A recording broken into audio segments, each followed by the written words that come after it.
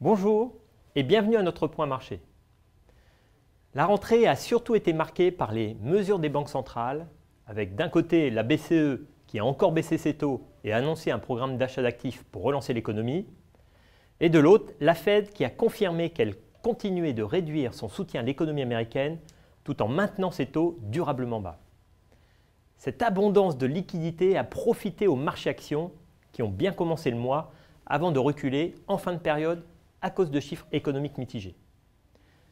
L'action de la BCE se traduit aussi par une baisse des emprunts d'État en zone euro, notamment du côté de l'Espagne et de l'Italie.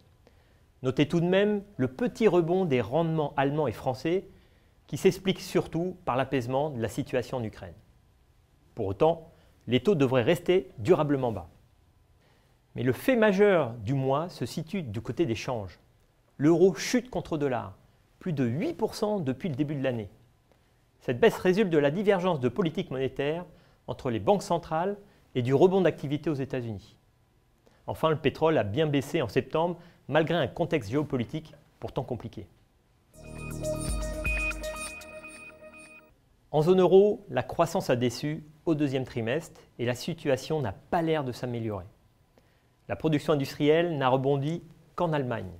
Le climat des affaires se dégrade un peu partout et milite au mieux pour une croissance lente au troisième trimestre. La crise ukrainienne fait moins parler d'elle, mais son impact négatif devrait encore se retrouver dans les chiffres à venir. L'inflation reste tirée vers le bas.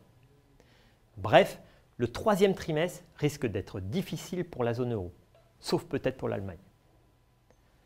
Côté US, la croissance du deuxième trimestre a encore été revue en hausse, grâce à la bonne dynamique des entreprises. Et pour l'investissement, les chiffres restent prometteurs pour les mois à venir. Les ventes au détail sont en hausse et les commandes de biens durables sont bien orientées. La reprise est au rendez-vous malgré la fragilité du marché du travail. En Chine, la croissance a rebondi au deuxième trimestre, mais devrait se calmer un peu au troisième trimestre, car les importations stagnent et l'immobilier commence à montrer de sérieux signes de faiblesse. Au Japon, le repli du PIB au deuxième trimestre a été encore plus marqué que prévu, en raison notamment du fort recul des investissements des entreprises. Ces mauvais chiffres s'expliquent surtout par la hausse de la TVA début avril, une TVA qui risque encore d'augmenter. En résumé, malgré le différentiel de rythme entre les pays, la croissance mondiale tient bon et devrait rester soutenue grâce aux liquidités fournies par les banques centrales.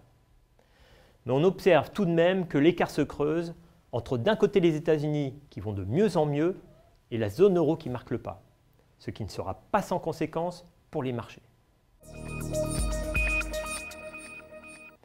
Alors en octobre, nous allons nous renforcer en action de la zone euro pour bénéficier de l'annonce de la Banque centrale.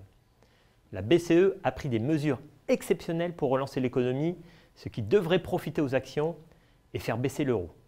Nous allons donc privilégier les grandes valeurs exposées à l'international car elles vont mécaniquement bénéficier de la baisse de la devise. On garde aussi nos actions japonaises car nous anticipons une intervention de la Banque centrale pour relancer l'économie, ce qui devrait faire baisser le yen et monter les actions. On ne touche pas à nos actions américaines. Côté émergent, nous restons présents et diversifiés car les valorisations sont encore attractives. Mais il faudra faire attention à l'impact de la hausse du dollar sur les devises locales et sur la croissance qui reste très mitigée d'un pays à l'autre. Sur l'obligataire, on ne touche à rien. Nous privilégions toujours les obligations d'État avec de bons rendements. Même chose pour les obligations privées qui recèlent encore de bons rendements et qui profitent pleinement des mesures de la BCE. Là, on va toujours privilégier celles qui sont un peu moins bien notées et le secteur financier.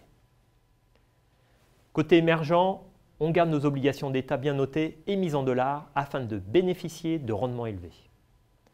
Enfin, nous restons toujours favorables au dollar contre euro. Le dollar bénéficie de la bonne tenue de l'économie américaine, à l'inverse de la zone euro où la croissance et l'inflation sont faibles.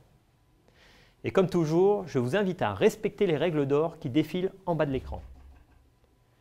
Voilà, merci de votre attention et rendez-vous début novembre.